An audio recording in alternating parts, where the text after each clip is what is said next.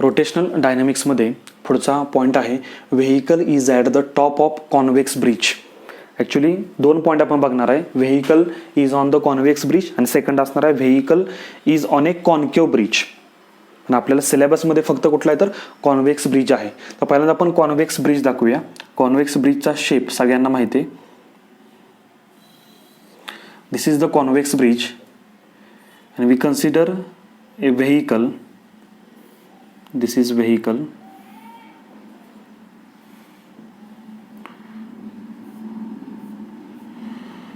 which is moves on a convex bridge, and after some time this vehicle is reached at the top of a convex bridge. हे vehicle सध्या कुठं आहे तर convex ब्रिजच्या कुठं आहे टॉपला आहे.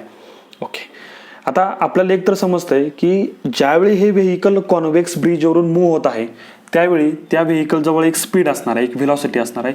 ती व्हेलॉसिटी आपण किती म्हणूया व्ही म्हणूया. ज्यावेळी व्हेकल कॉन्व्हेक्स ब्रिजवर असतं त्यावेळी तिची जर मोशन जर तुम्ही बघितली तर ती मोशन कुठली आहे तर circular motion. When vehicle moves on a convex bridge it perform circular motion.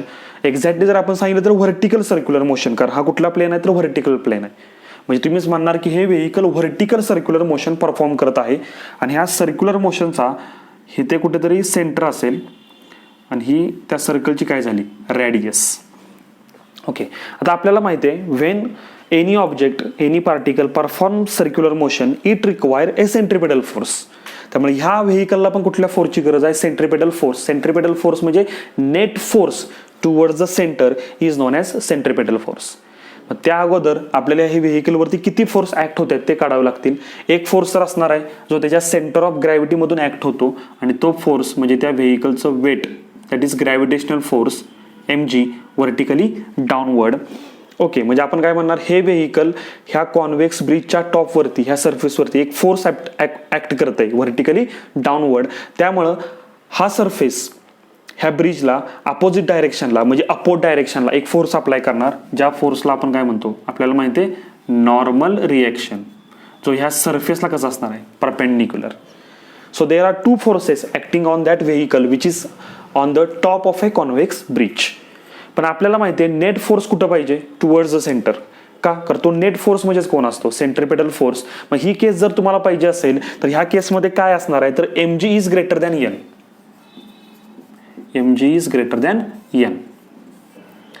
आता why mg is greater than n? कारण mg जर मोठा असेल नॉर्मल रिएक्शन पेक्षा तर नेट फोर्स कुठं असणार आहे टुवर्ड्स द सेंटर, आणि तो नेट फोर्स म्हणजेच काय असणार आहे सेंट्रिपेटल फोर्स. म्हणजे फॉर एक्झाम्पल सपोज mg 100 असेल तर नॉर्मल रिएक्शन फॉर एक्झाम्पल किती असणार आहे 80 असणार आहे. सो 100 - 80 कारण दोन्ही फोर्स कशात अपोजिटला, so subtract them. So 100 - 80 we get 20 in the direction of mg, that is along the radius towards the center. So we get resultant force, that is net force mg minus n, and which is called as a centripetal force, that is mv square upon r. This is the most important equation.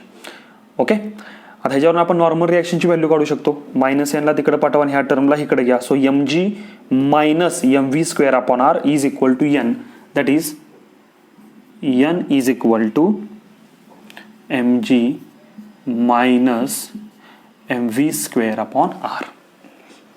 This is the normal reaction, value of normal reaction on the top of a convex bridge. आता थोडंसं solve करूया. याच्यावरून एक आपल्याला गोष्ट समजत आहे, जर तुम्ही ह्या व्हेकलचं स्पीड काय केलं वाढवलं तर नॉर्मल रिएक्शनची व्हॅल्यू तुम्हाला कधी मिळते तर mg मधून ही टर्म तुम्ही काय करता मायनस करता, त्यावेळी तुम्हाला जे उत्तर मिळतं ते काय असतं नॉर्मल रिएक्शन. आता जर तुम्ही v ची व्हॅल्यू वाढवली, व्हेकलचं स्पीड काय केलं वाढवलं, तर ही टर्म काय होणार आहे वाढणार आहे, इन्क्रीज होणार आहे. त्यामुळे नॉर्मल रिएक्शन काय होणार आहे कमी होणार आहे. बघा फॉर एक्झाम्पल mg किती मानूया आपण 100 आणि v जे काय व्हेकलचं स्पीड असेल, m म्हणजे व्हेकलचं मास, r म्हणजे त्या सर्कलची रॅडियस, ह्या सगळ्या व्हॅल्यू पुट केल्यानंतर तुम्हाला mv square upon r suppose किती मिळाला 40. सो नॉर्मल रिएक्शन किती असणार आहे मग 100 - 40 दॅट इज 60. ओके, पण आपण v काय केला इन्क्रीज केला. As v increases this term increases, that is this term becomes 50. So 100 - 50 50. बघा नॉर्मल रिएक्शन कमी झाली. नंतर अजून तुम्ही व्ही काय केला, इन्क्रीज केला, अगेन नॉर्मल रिॲक्शन काय होणार, डिक्रीजेस. म्हणजे अशा तऱ्हेने आपण एक रिझल्ट तयार केला. काय रिझल्ट सांगितला, ॲज स्पीड और velocity of A vehicle increases normal reaction decreases. This is important conclusion. Okay, मग आता व्ही आपण काय केलो, इन्क्रीज करत गेलो. मग एक सर्टन केस येईल की पहिल्यांदा आपण ही टर्म किती घेतली होती, 40 घेतली होती, ही 100 घेतली होती. व्ही वाढवला, ही टर्म किती झाली 50, पुन्हा व्ही वाढवला, ही टर्म किती झाली 60. आता ही टर्म वाढत वाढत जाणार आहे का पर्टिक्युलर स्पीडला, ही टर्म किती होईल 100. एम जी तर कॉन्स्टंट आहे, तो किती होता 100. So 100 minus 100 0. That is normal reaction 0. म्हणजे कुठल्याही एका पर्टिक्युलर स्पीडला, ज्या स्पीडला आपण काय म्हणणार आहे V max, when v becomes v max then normal reaction becomes 0. म्हणजे तुम्ही तुमच्या व्हेकलचं स्पीड जर इन्क्रीज करत गेला तर एका सर्टन टाइमला काय होणार आहे, तुमचं स्पीड काय होईल, मॅक्झिमम होईल. पण त्यावेळी नॉर्मल रिॲक्शनची व्हॅल्यू किती, 0 होईल. हे तुम्हाला ह्याच्यावरून समजलेलं आहे. आता नॉर्मल रिॲक्शन 0 झाली म्हणजेच काय झालं, तर नॉर्मल रिॲक्शन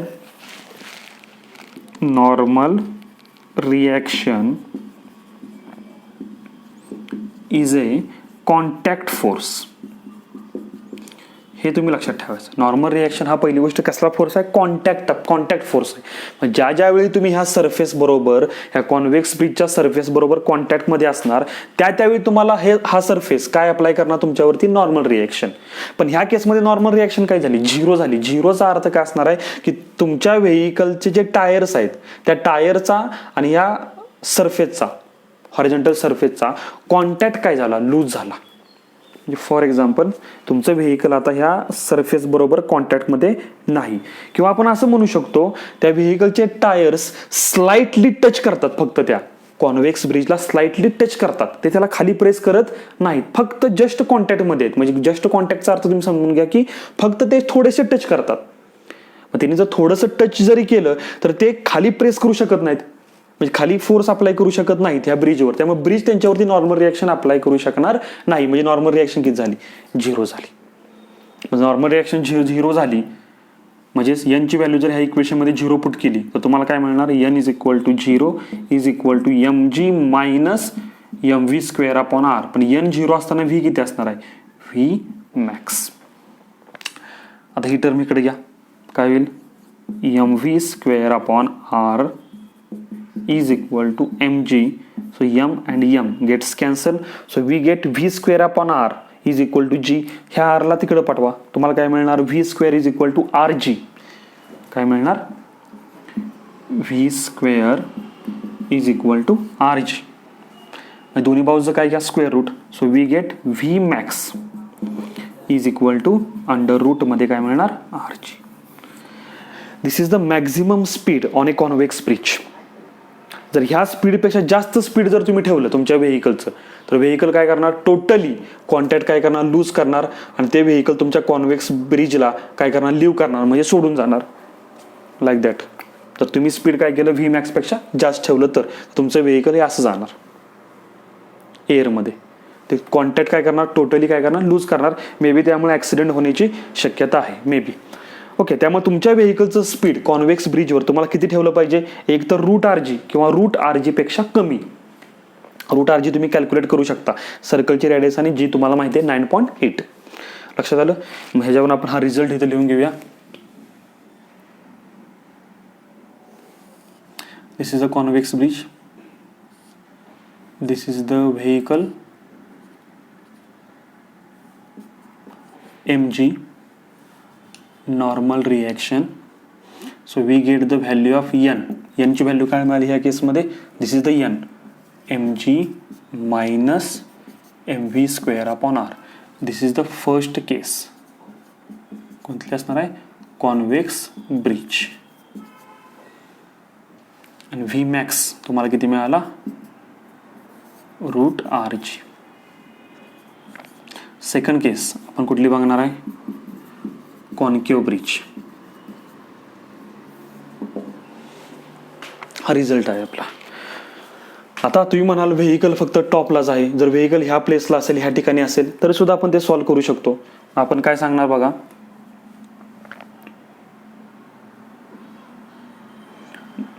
व्हेकल ह्या ठिकाणी आहे, मग हा व्हर्टिकली डाऊनवर्ड हा कुठला फोर्स असणार आहे, तर त्या व्हेकलचं काय असणार आहे, वेट असणार आहे.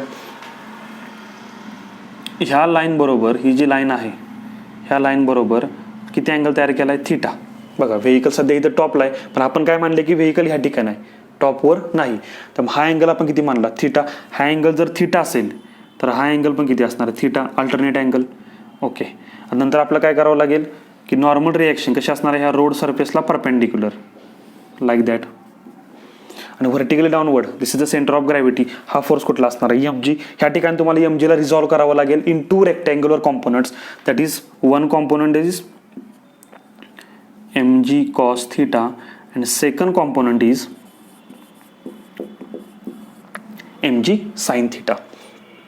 आता ह्या केसमध्ये इक्वेशन काय होईल, M G cos theta towards the centre आहे, जो एन पेक्षा कसा असणार आहे, मोठा असणार आहे. So we can say that here M G cos theta minus N is equal to M V square upon R. ह्या ठिकाणी काय आलं होतं, M G minus N M is equal to M V square upon R. Okay. पण ज्यावेळी तुम्ही टॉपला जाल तर हा थिटा किती होणार, 0. So cos 0 is 1. So we get this equation again, that is M G minus N is equal to M V square upon R. लक्षात आलं. पण आपल्या सिलेबसमध्ये फक्त काय सांगितलं, व्हेकल कुठे घ्यायचं तर कॉन्व्हेक्स ब्रिजच्या टॉपलाच घ्यायचं. ओके. तरी सुद्धा आपण हे सॉल्व्ह केलं. लक्षात आलं. आता सेकंड केस घेऊया आपण, concave bridge.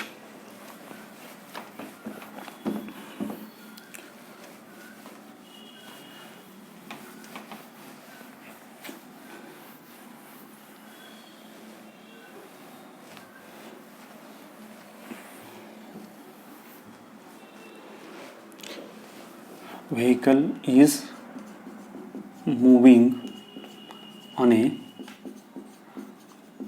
concave bridge. Concave bridge कसा असतो आपल्याला माहिती आहे. This is the concave bridge and this is the vehicle आणि कॉन्केव्ह ब्रिज. सॉल्व करूया. First force is weight mg vertically downward. Second force applied by this ground, that is normal reaction perpendicular to this surface, normal reaction. आता ह्या केसमध्ये मला सांगा vehicle कुठल्या ब्रिजवरती move होत आहे तर कॉन्केव्ह. म्हणजे अगेन ते व्हेकल काय परफॉर्म करते, vertical circular motion. So this is the centre of a circle and this is the radius of a circle. Okay. मग net force towards the centre, कारण सेंटर आता इथं असणार आहे ना, कॉन्व्हेक्स ब्रिजमध्ये सेंटर खाली होता, आता सेंटर इथं वर असणार आहे. सो नेट फोर्स कुठं आला पाहिजे, टुवर्ड द सेंटर. कारण सर्क्युलर मोशनला कुठला फोर्स पाहिजे तुम्हाला, सेंट्रीपेटल फोर्स. मग ह्या केसमध्ये तुम्हाला माहिती आहे normal reaction is greater than M G. पाठीमागच्या केसमध्ये कॉन्व्हेक्समध्ये M G greater than normal reaction, इथं उलट असणार आहे. नॉर्मल रिॲक्शन एम जी पेक्षा काय असणार आहे, मोठी असणार आहे. कारण नेट फोर्स कुठं आला पाहिजे, टुवर्ड द सेंटर आला पाहिजे, सर्कलच्या सेंटरला. ओके. मग हे इक्वेशन काय होईल, मग एन मधून एम जी मायनस केला पाहिजे कारण दोन्ही फोर्स अपोजिट आहेत. So we get N minus M G is equal to M V square upon R.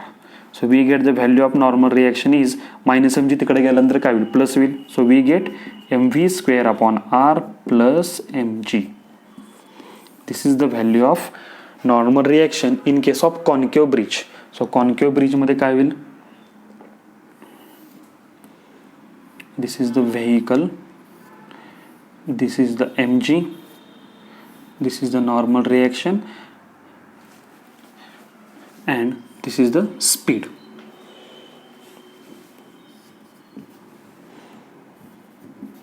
So we get the value of normal reaction is काय म्हणाली, mv square upon r plus M जी.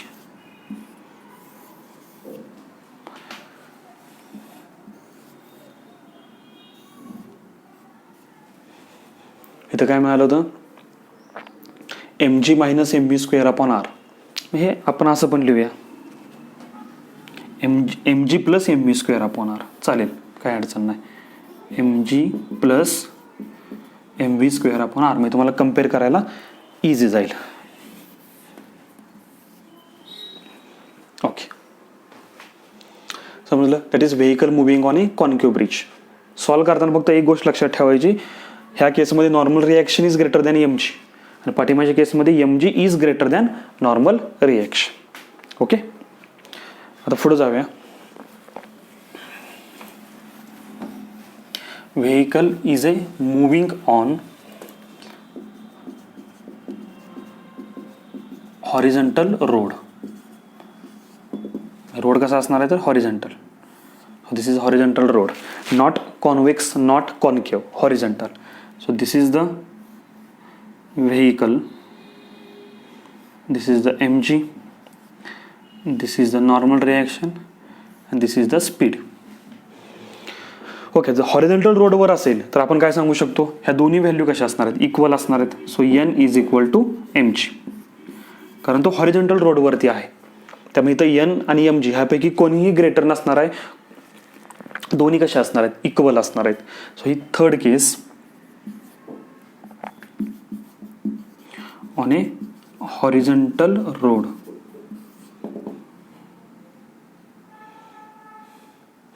काय असणार आहे, n is equal to M जी.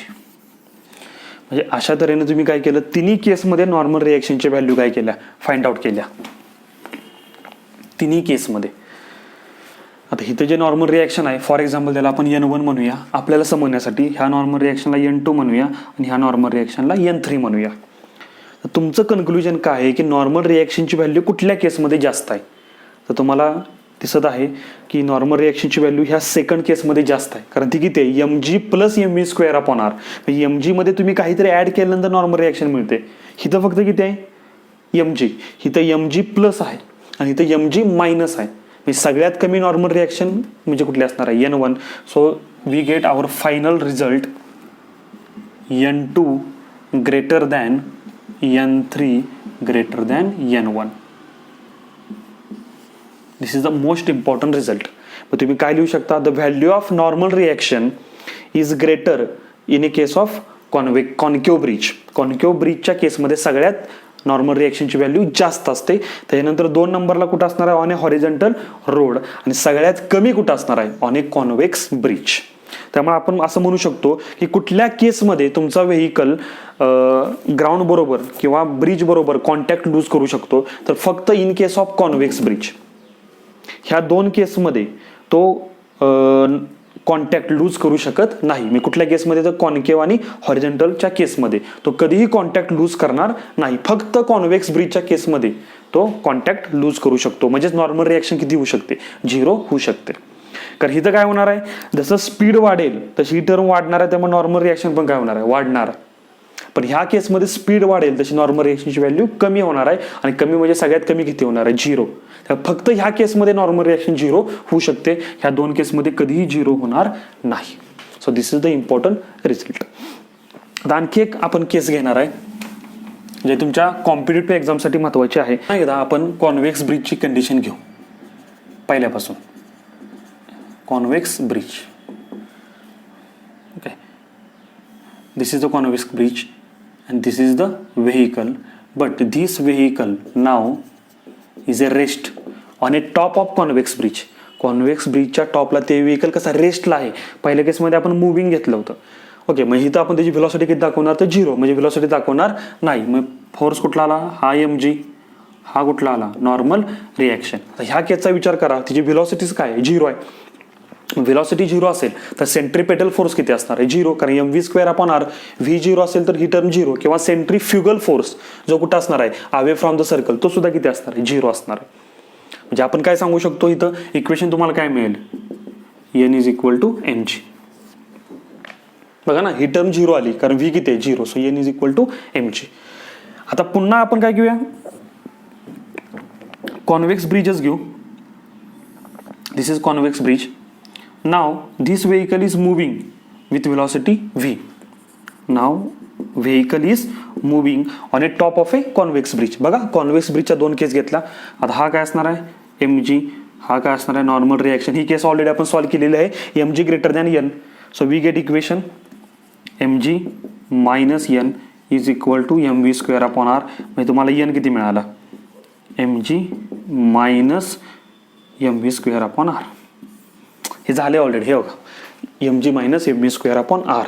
तर दोन्ही convex bridge आहेत, पण दोन्ही केसमध्ये व्हेकल कुठे आहे, टॉपला आहे, पण पहिल्या केसमध्ये रेस्टला आहे, दुसऱ्या केसला मुव्हिंगमध्ये आहे. तर त्यावेळी तुम्ही काय सांगू शकता की ज्यावेळी व्हेकल कॉन्व्हेक्स ब्रिजवरती रेस्ट असेल त्यावेळी नॉर्मल रिॲक्शनची व्हॅल्यू किती असते, फक्त mg. पण कॉन्व्हेक्स ब्रिजवरती व्हेकल जर मुव्हिंग होत असेल, व्हेलॉसिटी असेल, तर नॉर्मल रिॲक्शनची व्हॅल्यू किती आहे, mg minus mv square upon R. म्हणजे mg मधून तुम्ही काहीतरी मायनस केलंय, ह्याचा अर्थ ही नॉर्मल रिॲक्शन जी आहे, ज्याला आपण काय म्हणूया n2, आपण इथलं आपल्याला रिझल्ट काय मिळेल तर n1 ग्रेटर दॅन n2 किंवा n2 लेस दॅन n1. n2 ची व्हॅल्यू n1 पेक्षा कमी असणार आहे. म्हणजे जर कॉन्व्हेक्स ब्रिजवरून व्हेकल जर मूव्ह होत असेल तर नॉर्मल रिॲक्शनची व्हॅल्यू काय होते, रेस्टपेक्षा कमी होते. म्हणजे रिझल्ट काय झाला, पहिल्यांदा एक लक्षात ठेवा, जर मी ह्या व्हेकलच्या खालच्या साईडला इथं एक वेइंग मशीन ठेवली तर वेइंग मशीन काय मेजर करते, तुम्ही वेइंग मशीन सगळ्यांनी बघितलं असेल, ज्याच्यावरती तुम्ही जाऊन उभा राहता आणि तुमचं वेट बघता. पण actually weighing machine measures normal reaction. Weighing machine काय मेजर करते, वेट नाही तर नॉर्मल रिॲक्शन मेजर करते. तर मला सांगा, जर मी इथं वेइंग मशीन ठेवली तर इथं जर वेइंग मशीन ठेवली तर रिडिंग कुठे जास्त येईल, तर ह्या केसमध्ये रिडिंग जास्त येणार, कारण वेइंग मशीन काय मेजर करते, नॉर्मल रिॲक्शन. पण इथं नॉर्मल रिॲक्शन किती आहे, mg, आणि इथं नॉर्मल रिॲक्शन किती आहे, mg मायनस समथिंग. म्हणजे इथं नॉर्मल रिॲक्शन कमी आहे. म्हणजे तुम्ही काय सांगणार,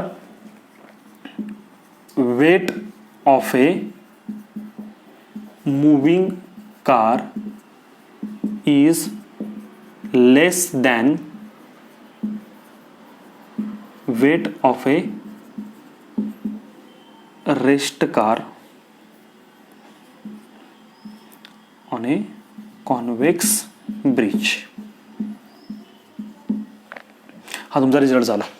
कार दोन्ही ठिकाणी आपण तीच ठेवलेली आहे, सेम कार आहे. ही कार हिथं आहे फक्त रेस्टला आहे, आणि हिथं कार फक्त मुव्हिंग आहे. कार सेमच आहे, फक्त पहिल्या केसमध्ये रेस्ट, दुसऱ्या केसमध्ये मुव्हिंग, आणि ब्रिज पण काय सेम आहे. म्हणजे ज्यावेळी काय होणार, कार मूव्ह होत असेल त्यावेळी त्याचं weight of a moving car is less than weight of a same car which is rest on the convex bridge. म्हणजे रेस्ट कारचं वेट मुव्हिंग कारपेक्षा जास्त असणार आहे on a convex bridge. This is the most important result. किंवा दुसऱ्या भाषेत तुम्ही काय सांगू शकता, this car is become lighter than this car. He car कशी असणार आहे, हलकी होणार आहे, तुम्हाला हलकी वाटणार आहे, कारण ह्या कारची नॉर्मल रिॲक्शन काय कमी आहे. आणि दुसरी गोष्ट लक्षात ठेवायची की वेइंग मशीन ही नेहमी नॉर्मल रिॲक्शन मेजर करते. लक्षात आलं, ओके. आता सेम आपण कुठल्या ब्रिजसाठी सांगू शकतो, कॉन्केव्ह ब्रिज. तर कॉन्केव्ह ब्रिज घेऊया. पहिली केस काय घेऊया, rest. This is concave bridge and this vehicle is rest. So velocity 0, again mg, normal reaction. So here n is equal to mg. Second case, moving. This is velocity, this is mg, this is normal reaction. हे already झाले आपल्याला. ह्या केसमध्ये n mg पेक्षा मोठा असतो. सो we गेट n मायनस mg is equal to mv square upon r. So we get n mg plus mv square upon r. हे ऑलरेडी झालेलं आहे, हो का. n is equal to mg plus mv square upon r. ह्याला n1 म्हटलं, जर ह्याला n2 म्हटलं तर n1 किती आहे, फक्त mg, आणि n2 किती आहे, mg plus mv square upon r. So we can say that here n2 greater than n1. n2 greater than n1. म्हणजे आपलं कन्क्लुजन काय असणार आहे, जर आपण दोन केसमध्ये वेइंग मशीन घेतली तर weighing machine measures normal reaction. So in this case normal reaction is greater than in this case. सो आपला रिझल्ट काय असणार आहे, आउटपुट आपलं काय असणार आहे, weight of a moving car is greater than weight of a same car rest on a concave bridge. दोन्ही कार सेम आहेत, दोन्ही कार कशामुळे कुठल्या ब्रिजवर आहेत, कॉन्केव्ह ब्रिजवर आहेत. पण जी कार मुव्हिंग आहे त्या कारचं वेट ह्या रेस्ट कारपेक्षा जास्त असणार आहे. Weight of a moving car is greater than weight of is same car which is rest on the concave bridge. So this is the result. हे सगळे रिझल्ट तुम्ही लक्षात ठेवा. पहिल्या रिझल्टमध्ये काय सांगायचं, कॉन्व्हेक्स ब्रिज, कॉन्केव्ह ब्रिज आणि हॉरिझॉन्टल रोड किंवा हॉरिझॉन्टल ब्रिज ह्या तिन्ही केसमध्ये कॉन्केव्ह ब्रिजच्या केसमध्ये नॉर्मल रिएक्शनची व्हॅल्यू कॉन्व्हेक्स आणि हॉरिझॉन्टल रोडपेक्षा जास्त असणार आहे. आणि second result is this. Okay, तुम्हाला समजलं असेल. हे व्यवस्थित लिहून घ्या. हे रिझल्ट आणि हे दोन्ही रिझल्ट व्यवस्थित पाठ करा. Okay, thank you.